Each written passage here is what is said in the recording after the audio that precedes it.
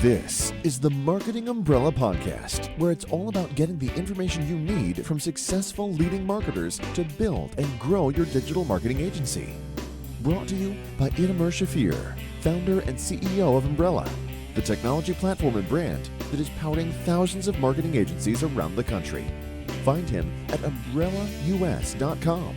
And now, here's your host, Norm Farrar. Welcome to the Marketing Umbrella Podcast, where we talk with successful marketing experts about ways to build and grow your digital marketing agency. Our guest today is an eCom marketing expert who generated more than $100 million on Amazon Marketplace. He helped global brands such as Mercedes, Coke, Dell, Microsoft, Target, and Hershey's develop their eCom marketing strategy. He is the founder of AMZ Club, PR Reach, and Hono. I'm excited to say hello to Mr. Norman, the beard guy, Farrar. Hi, Norm. I have no idea why people call me the beard guy, but well, for those of you who are listening on the podcast and not on YouTube, he actually has a very impressive beard. So that's where it comes from. So Norm, you're doing amazing stuff in eCom. Why don't you, tell the listeners a little bit about your background and how you got into doing this? Sure. So eCom came by like it was complete fluke. So I had a company that was doing promotional marketing. And one of the things we learned in that business was all about vertical integration. So if you had a promotions company, you had to get the best return, you had to own the screening company, the embroidery company, the fulfillment center, even the courier company at that time. And through that, we ended up getting some really great contracts, and they were mostly Fortune 500 companies. Well, one Fortune 500 company came up and asked if I could do a co-op program where this new thing called the World Wide Web, they could take the dealer, match it with their logo, and put it on pens and keychains and mugs and all that, which is normal nowadays. But back then it was very expensive. Nobody was doing it. Nobody even heard of it. And we took it on. I had no idea what they were talking about, but I knew where to get the answers. They paid for, I paid them. I got paid by this company, and that's how it started. And other Fortune 500 companies said, wow, this is really cool. Who can we contact? They contacted us, of course, because we had our little thing on the bottom. And that's how I got launched into it. And then from that, we were one of the first print-on-demand corporate identity sites on the internet. I think there was 5 companies out there at the time, 5. Wow. And we would go outsource, create logos, create print on demand with letterhead and envelopes. I don't know if you remember that, but sure. That was actually paper products, none of this digital stuff. And then I got into all sorts of different things, which kind of led me to this, which was opening up 2 factories in Taiwan, opening up a factory in China, which is still in existence. We sold the others. Fulfillment centers, getting involved with contract manufacturing, specialty packaging, all this stuff. Well, back in 2013, 14, Amazon came my way. I went to just a webinar, or not a webinar, but an actual event, and went, wow, I could do this, keep my eyes closed and I can do this. Yeah. That's how I got into it. And then the whole thought about vertical integration came in. If you really want to do Amazon right, like for me, I thought, okay, agency, manage people's products, because nobody wants to do that. Get the sourcing done. Okay, find out the product opportunities and offer it within. Yeah. And then, here's influencers or content marketing or press releases. And then now with chat agencies and then mentoring. So it all kind of came in. They're different companies, but it's all in one, complete vertical integration, so we can handle whatever you need. So, okay, so that's quite a road. And it seems like also that you kind of started from the product and logistics side, moved into the online integration, and then moved into the online marketing. Or did you actually start always from the marketing side and you had the logistics partner kind of guy that does the logistic product? I was into everything at the beginning. But what I really loved was this promotional marketing and the whole thought process, which is what I do right now, is I take a look at a product. Can it be automated and scalable? I don't care if it's a product or a service. And can you beat the competition? So in the products, like when I was selling a coffee mug, how can I make this coffee mug maybe it's $1.50, or let's say it's $3. Okay. Mhm. How can I make that $4.50? And people would be gladly give me their money for it. Yeah. And this is what we were able to do. We were able to take a business that was, there was thousands and thousands of people. I think there was 23,000 people at the time in promotional marketing. The average person had 300,000 in sales. They had 23% in gross margins, and it was squat. I was not interested in making pennies. And I had a partner, so I had to split the penny with my partner. And what we did is we created perceived value. Everything that came into our facility, we created specialty packaging. So the mug would go into a box that would have styrofoam around it, but all cut out. We would have a little inspection certificate. Shirts, we would have our tags in polybagged.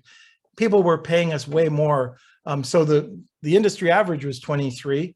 We got it up to 45, and we grew like in months up to $2.5 million. Nice. So this is what I do now. I'm take a look at how can I take a brand, and I can give you an example if this isn't too long-winded, but I've got a knife, and that knife is a beautiful chef's knife that you get for $16 in China. It was packaged, and it was a clamshell, just a cheap plastic, horrible kind of clamshell. We all know them. Yeah. And it was selling for $49. And this is a client that came to us.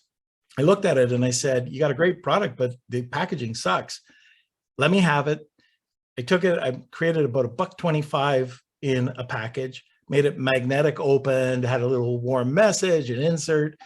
And we took that from $49 up to $79, up to $99, up to $124.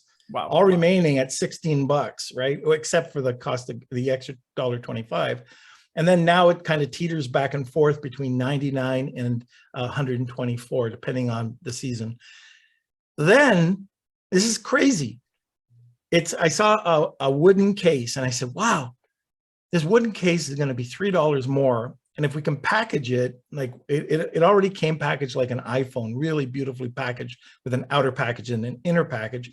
But if we could just increase the perception with this wooden and have it laser engraved, and we call it the premium edition, it's the same knife, except we hammered it, which is the same cost. Now it's $224. That's a true marketer. So that's definitely 150% marketing. And I think people that are listening to this can resonate with what you're saying, because it's marketing. It's across whatever product or business you would go to, as you stated initially. That's what you're looking at to create that additional perceived value with what you have. So I want to go back into the listeners that are small marketing agencies or people starting a marketing agency.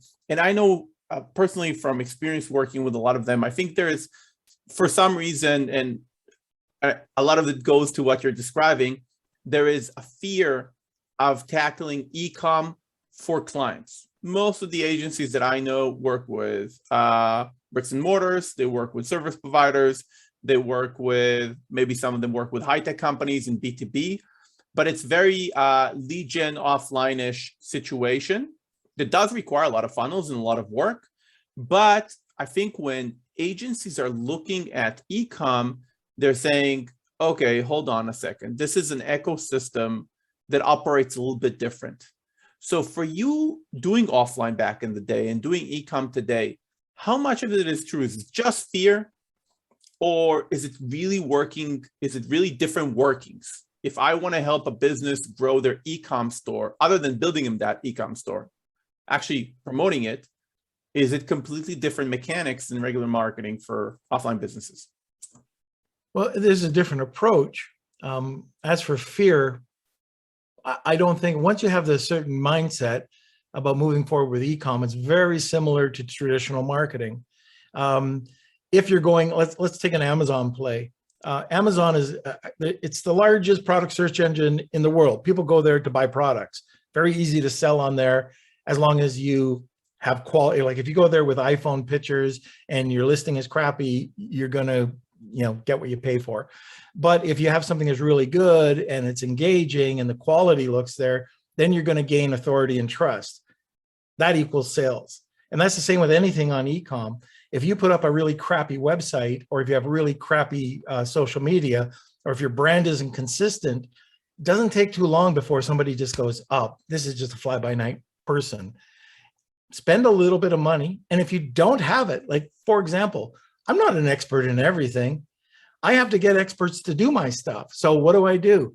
I'll go out and I have people, like we have about 55 people on our team. We have writers, we have all the, I'm not the copywriter. I probably suck at that. You know, they do, that's their job. Or email marketing campaign, somebody that knows that, or creating sales funnels. I don't touch that. They do. And we'll hire, like, these people are on board, contractors that do this. Now, probably the most difficult part of all is creating a system where you have that one main person that can help you. Get a VA, get a contractor, get somebody that is your assistant that can understand the most repetitive tasks that you do in the marketplace. So on Amazon, for example, it might be feedback, it might be keyword monitoring, it might be keyword research. Take a course if you want, but you can also get, like, taking a course is good. You know, and that's why I tell everybody, take a course so you understand it, but then hire somebody that knows it better than you.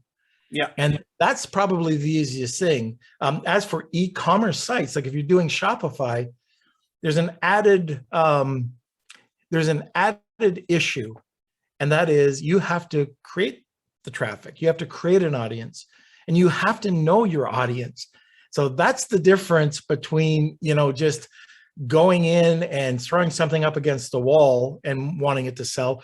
I know that chefs or people want this high-end knife, and I can target specific audiences and drive them over to Shopify, or drive them over to Walmart, or take the cheaper knife, which is this is a whole other $49 knife. This is a knife that we get for $3, and we throw it onto Walmart. I know the audiences. And so one thing I can say, to get to know these personas, that's the difficult part a lot of the time. Go to an app like Spark Toro, Toro. Yeah. Everything you need in 8 minutes is there. It's Rand Fishkin's tool, right? Rand Fishkin. Yep. Does a great job with it. Yeah. So that's, you know, it's as difficult as you want. For agencies that are out there, go one step at a time. You know, offer and learn a service, then feel comfortable with it. You know, or if you go out there and there's other agencies, for example, you know, you might have a social media person. Okay, so social media is my Achilles, you know, my Achilles heel. You know, I try to get, I can never find somebody that can hit it out of the park. I can't find somebody that's creative, that can do the comment and the posting, that can do the copy, and then somebody that does the engagement. I can always find 2 out of the 3. I can never find 3. Well, that's the same thing here. If I'm going out and trying to find a social media person or an eCom, something to do with eCom, might be Facebook, I might take an individual, but I might look at an individual that's in an agency. So you could work off of the agency as well. And there's lots of options. Okay. So you're saying they shouldn't be afraid. Same mechanics, take a course. That's a great idea. And also, you don't have to provide all the gamut of services on day one. Provide one type of service for eCom clients that you're very good at, maybe already with other clients, and take it from there. I think that's very, very good advice. So, you know, when you are an offline agency, you many times start niching when you're small, right? Because you want to develop a brand in a specific niche. Then you kind of start expanding. How does eCom clients look like? Like you told me before the podcast, I don't want to touch, you know, these products that, you know, like 50,000 of them. But on the flip side, you know, you take something like a knife, which is very mundane, and turn it into a big success. So how do you choose your clients? Well, the client has to be willing. First of all, if it's a Me Too product, if you're going out there and you're trying, I use the example of plastic shoe stretcher. If you go and try to, you can get them for under $1, and you'll get the same plastic shoe stretcher that everybody else is failing with. And, and you'll see, and this is a true example, by the way, that there were 7 of these people selling the same plastic shoe stretcher, that the highest review rating on average was 3.5 star, but people were still buying or trying to get that plastic shoe stretcher. That's why I was researching it. They wanted it. And yet, if you went to a wooden shoe stretcher, I didn't tell you this part, the average sales that came in on a plastic shoe stretcher that fell apart, had rotten metal, that it was crappy. All the reviews led to it was crappy. But if you went to a wooden shoe stretcher that cost you $3 instead of, I think this was like 49 cents or something, but you spent, a buck or two, the wooden one could sell for the wooden one could sell for up to $100. Wow. And it was getting $100,000 in sales a month, not 3,000.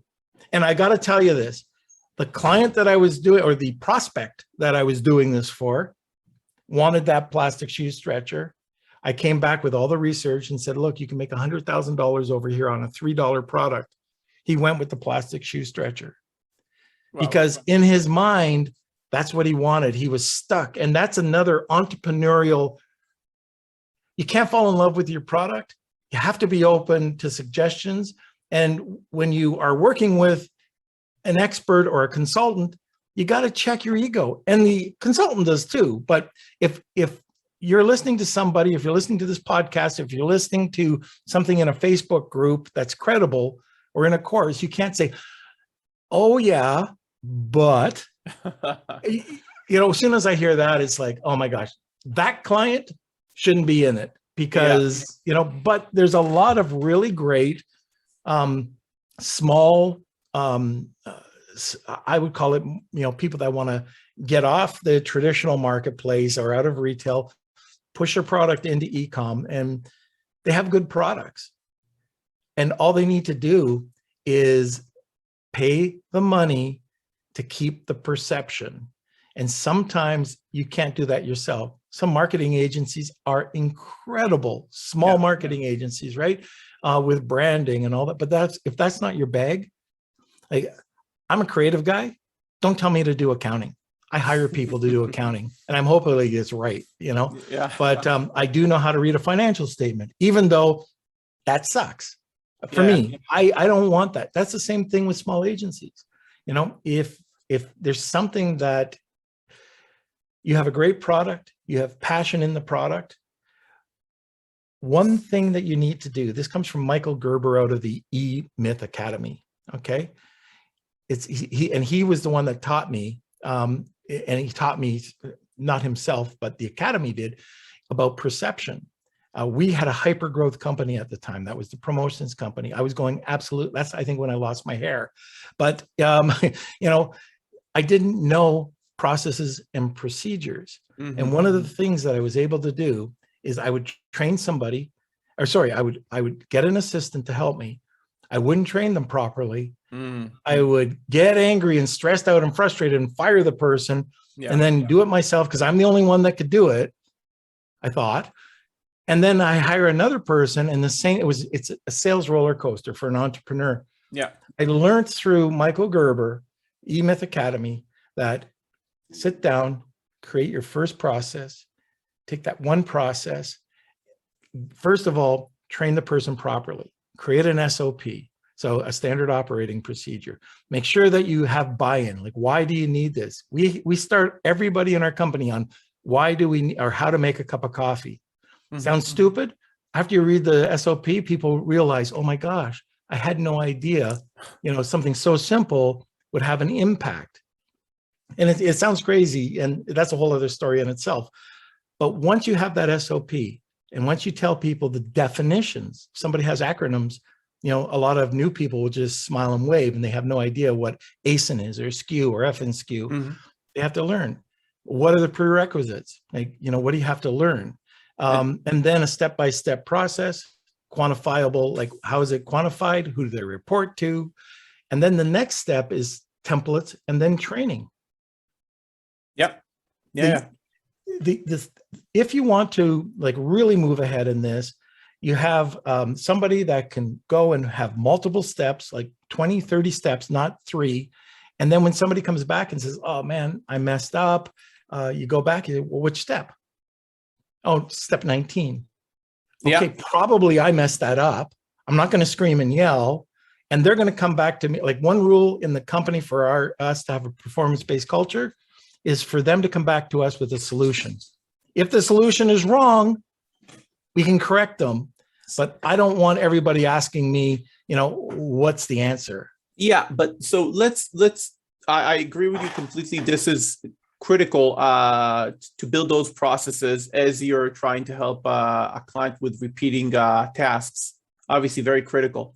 But let's go back a second and look at many clients that have products today that the agencies are working with. And I want to ask you, does small retail have a chance online? And remember, these are not product owners usually. Let's say I'm a toy store, right? Somewhere in New York, doesn't matter, Atlanta. And it's not my toys, right? I'm not the product owner. I'm a retailer offline. Maybe I get good prices because I've been a retailer for 10, 20 years. Do I have a place on Amazon? Should I sell my Legos on Amazon, being that I'm not Lego? This podcast is brought to you by Umbrella. Have an agency? Check out umbrellaus.com to grow it today. There is product arbitrage or retail arbitrage, this is not what you're talking about. If you do have a store, you can be competitive, but I don't know if you saw the press release, but this is very timely. Walmart has come up with this new omni-channel, they're using all of their stores, 5,000 stores. You can either go and pick it up, in-house. You can either have it delivered from the local store to you in an hour or so, or you can order it from WFS, Walmart Fulfillment Service. So now when you go to walmart.com, you can just go in there and you can place an order. It is the new world of e-tail. Mm-hmm.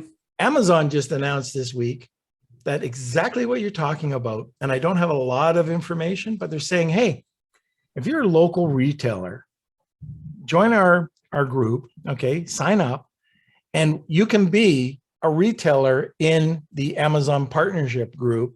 Wow. And a local retailer, not you can be a white label, like you could be XYZ shoes or whatever, but now you could link up. Somebody goes on, orders those shoes, and you can deliver it in 1 hour to the person locally. That's a flip. That's crazy. That's a complete flip than the way they were going. They were killing small retail. They were absolutely demolishing. Crazy. When I heard that, what they were doing, they announced it at their Accelerate conference this week. And I went, wow, I didn't know how they were going to combat. It's called Project Glass in Walmart. I don't know how they were going to combat that, but I'm sitting there going, oh my gosh, what an incredible, think what it does for retail. Yeah. And by the way, there's another hidden little gem in Amazon that most people don't know about called Explore. Amazon.com/Explore. Did you know you can set up this virtual retail store outside, behind me in this wall, in my garage? And what happens is somebody comes to your store. So all of your retail products could be in your garage without even a location. And people would contact you and say, oh, I'm interested in this pair of shoes. Okay. It'd be one-way communication, one-way video for privacy. And you can show the wall, and then each one would be labeled. And then when you move in on it, it'll show you, if you want to buy it, all the information. The person's talking to you about it like a retail person. Nice. And then you can buy it right from there. Very nice. Wow. So you know what? This is extremely timely, as you said. This is a leapfrog into local retail and offline retail, basically. It's not even retail. Like you said, it's some guy in the garage or somewhere that you're selling. And now you can be in partnership with Amazon, enjoy their insane traffic. This is something small agencies must get into. I'm going to read after our podcast. I'm going to read up on it. Now, there's not a lot of information out there yet, but this is rolling out right now. And if you just Google Amazon Accelerate, you'll see the press release on it. Really cool. I'll read it. So this actually takes me to another thing that Amazon tried, stopped, and I know launched again a couple of years ago, which is Amazon Services. Right? They're actually drop shipping humans now, we're calling it, where you can buy TV and you can add somebody to install it. Right. Or you can buy, you add and they work with all these different service providers in that specific area, and you can buy directly the service from them. They're basically productized services. How is that going? If I don't know, how entrenched are you on that side of the business, and are you doing something with it? Yes and no. So I don't know a lot about it, but I am working. One of my clients have these huge, it's almost like an IKEA cat stand. Okay, the problem is it ships like an IKEA product, right? It's flat. You open it up and it's like, how the heck am I going to put this together? Yeah. Well, now for like $45, you can have somebody come out and install it. And I think that's another area which is, fabulous. If you want somebody to install something, click the button on the product listing page and you can have that done. Right. So I like it. I've never used it, but I like it. And I think there's lots that people can do, especially let's say that you're in the appliance game, or if you're selling wooden sheds, now it doesn't matter where you sell it. Somebody can go and, install it for them. Yeah. We had, I worked for a while with a guy that had a big garage installation company, and they were starting to utilize it with service providers that do installations, and you can buy it via Amazon. Yeah. And they come and install it for you. So I think that's also the service providers, because agencies are used to working with service providers. They should check that out and maybe help service providers get on Amazon. That's a service in of itself. I imagine it's not easy. Google local lead ads, that they don't accept everybody. Right. So that's on the retail side. On the service side, there's a lot that they can do. So talk to me first for a few minutes about product launches. Everybody hears it that you need to do a product launch on Amazon. Otherwise, it's not going to succeed. What is it? What's the secret behind it? Okay. So the biggest secret, very simple, old traditional marketing. If you want perceived value, you'll get it. If you want garbage and you want to do it yourself and you want it done for free and cost effective, not really cost effective, but you do it with your iPhone, you do it all yourself, and you think you're a graphic artist or you think you're a photographer because you have an iPhone, usually those will fill. It's so important that you understand how to navigate Amazon's TOS, so their terms of service. And okay, so let's back up. What's the anatomy of a product listing? So you've got your primary image. It's on a white background. It's got to stand out. If it's blurry, or if it doesn't look good, or if you're shooting it at the wrong angle, or the lighting's not there. Like I see a lot of people that launch supplements, and you've got the ones that really pop. It's almost like some are 3D renderings, but others, all you need to do is get a graphic artist to put a beam of light going down the sides to make it look like a cylinder, and it pops that much more. So that's the first thing, is the quality. If, like with our knives, everybody with the knives, and it's hilarious because I have this in a presentation where everyone is going bottom to top right, okay, angle. All I did was turn it the other way. And then for our box, I just put a splash of, like everybody else is black. Everybody's black. I put a hint of yellow in there. All of a sudden, boom. Every time I tell people, what knife are you going to check out first? It's going to be ours. Yeah. Because there's that, all of a sudden you're drawing the eye on the search page that has everybody else doing the same boring thing. Now, when they get to my page, then I have to create a storyboard. I don't want to have, okay, let's go back to the supplement. Supplement front shot, supplement back shot, supplement on its side with its label, supplement with the cap off, lying down, couple of capsules out. This happens all the time. Have a storyboard. Why is it better? What's the benefit? Don't write a novel.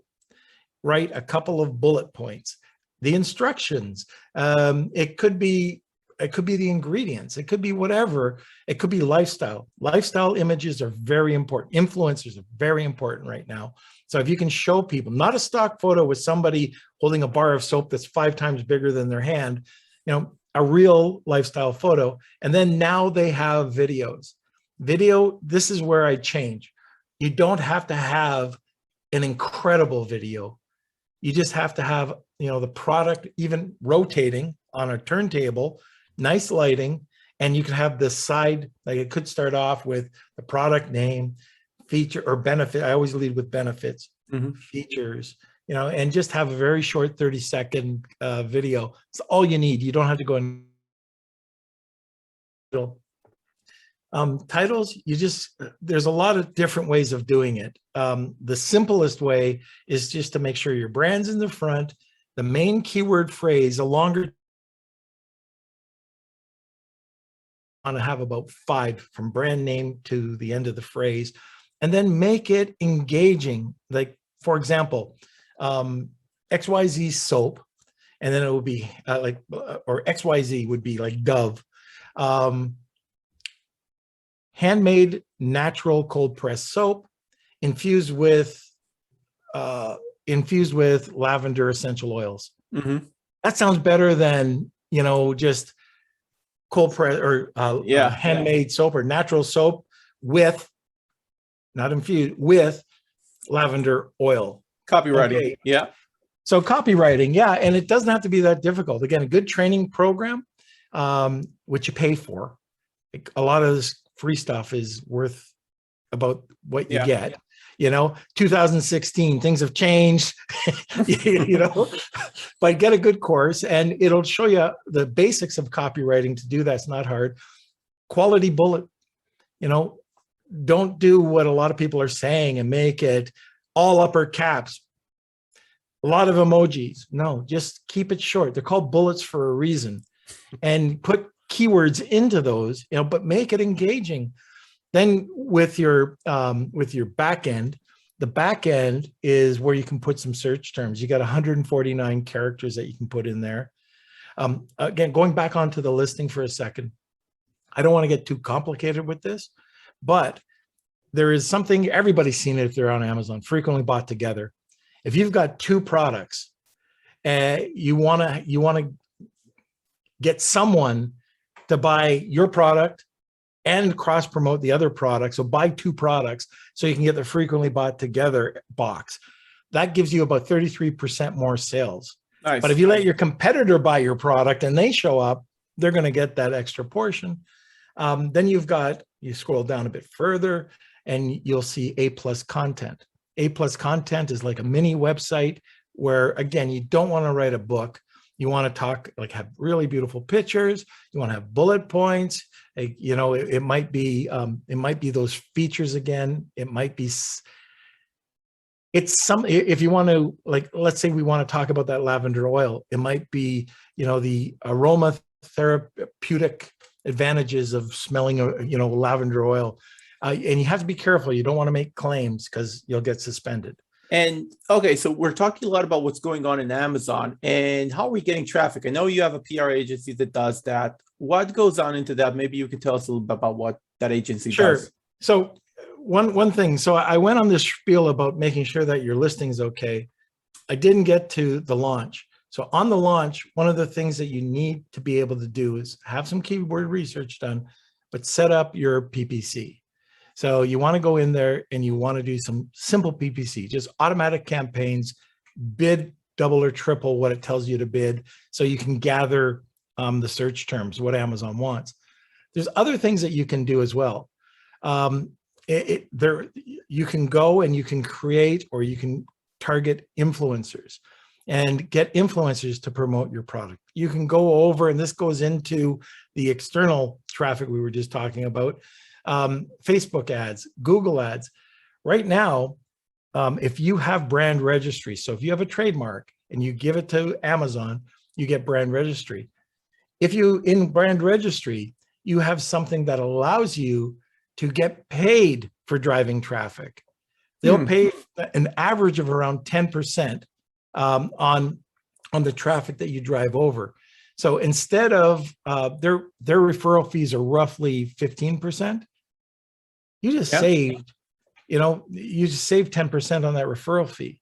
Now you did pay for the ad, but if you do it properly and you know your audience, those like Google ads are very inexpensive right now, or Pinterest ads, and you can track all of this. And I'm going to go over everybody's head who knows nothing about Amazon, but they have another product, another app called brand analytics or brand attribution program, which allows you to put a piece of code and track what traffic came over from Pinterest or Facebook or wherever, so you know what's working or not. Yep. The last thing that we can talk about getting that authority is we can either get some form of external buzz, which could be, it could be either through a press release.